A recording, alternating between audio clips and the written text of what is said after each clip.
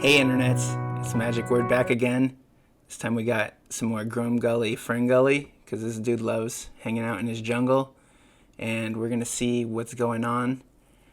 Today we're playing against Niv-Mizzet, the Parun, and we're going to see what we can get going. So they're going to go turn 1 Soul Ring into turn 2 Polluted Delta Volcanic Island. They're really getting going. We just had a tapped land. They go into Dak Fade-In, plus up 2, draw 2, and then discard 2. So they're getting some good cards already. We're going to go turn 2 Forest into Artifact Mutation because we want to stop their Soul Ring. And now we get a little 1/1 Saproling to hopefully do a little bit of damage to Dak Fade-In. You know, chip him down. He's going up. Maybe we can get him to go back down until we can get something bigger to knock him out of the game. But they're going to go with Champion of Wits. So they're going to draw equal to its power and then discard 2. So now right now, naturally, the power is 2. So they're going to draw 2 and discard 2. So even more looting. Because that in Dak, that's a lot of looting. Their graveyard is very full. We're going to go turn 3. We're going to swing into Dak. They got a 2/1. So if they swing into us, they're going to be doing more damage. But they're willing to give up that block. So they'll lose that 2 damage because they want to keep Dak around. So we're going to go ahead and go into our general. Turn 3, Grumgully. He gives all non-human creatures an extra 1/1 counter when they come into play. And they're going to just go turn 4 into Jace. Like that. How rude. And they still got Dak to plus up even more. So they're getting off to a really good Planeswalker start. We're going to see what we can get going on our turn 4. That Jace is brutal. He bounced the creature for just -1 loyalty, so he can technically do it 2 more turns and then also get that Dak Fade-In ultimate off, which is whenever he targets something with a spell, or whenever the player targets something with a spell, you get to take control of it, which would ruin our plans as well. So we're just going to mash Grumgully again and see what we can make happen. I think they're not too worried about it because they're going to go ahead and do a Brainstorm with Jace, doing so much filtering, and that's fine. You know, they're seeing so many cards right now. So they're going to go Jorian.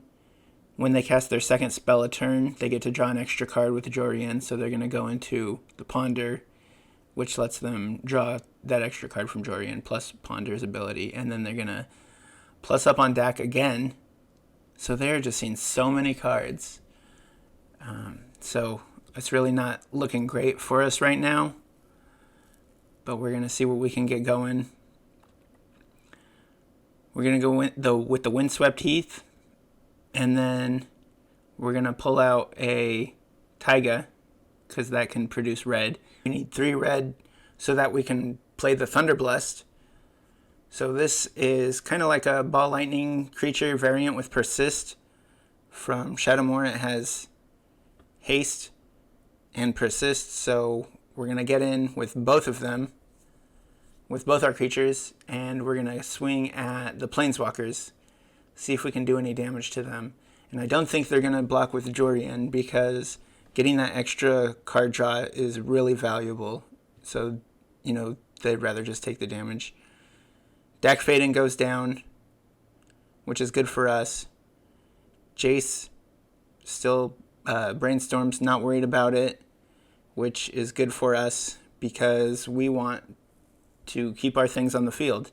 That's how we win. So they're going to play Mana Geode, and then they're going to Preordain, similar to Ponder, get that second card draw, or the extra card draw with the Jorian. So we're going to see what they get coming up here. They're going to play Improbable Alliance, which is a new card that lets them create fairies when they get their second draw. So similar to Jorian, because Jorian draws that second card on that second spell, and then the Improbable Alliance makes that fairy. So they kind of work together. But we're going to go ahead and play Blasting Station, and they're all tapped out. And so this is actually a kill condition for us, because we can sacrifice the Thunderblast to the Blasting Station, which will do 1 damage to target player.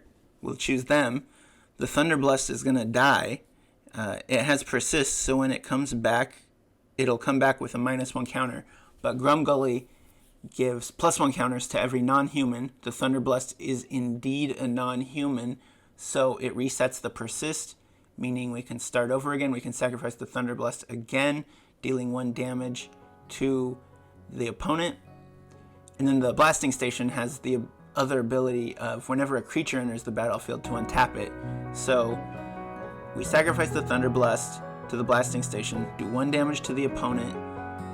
The Thunderblast comes back, untaps the Blasting Station, repeat until the opponent dies or concedes, which has happened. So we did it finally with Grumgully hanging out. Yes, we did it. Thank you. Like and subscribe.